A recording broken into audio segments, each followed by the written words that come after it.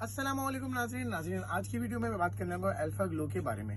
वैसे ही नाम से आपको पता लगेगा ग्लो, तो अल्फा ग्लो बेसिकली आपके जो ग्लो नहीं है आपकी स्किन के ऊपर उसको देगा।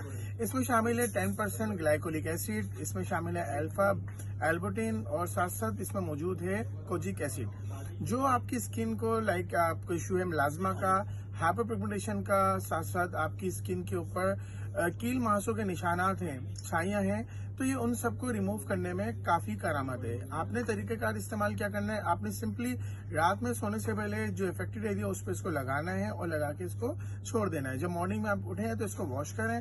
आप इस प्रैक्टिस को 2-3 वीक्स करें, आप कुछ ही दिनों में इसका रिजल्ट आते देखेंगे अपने फेस के ऊपर।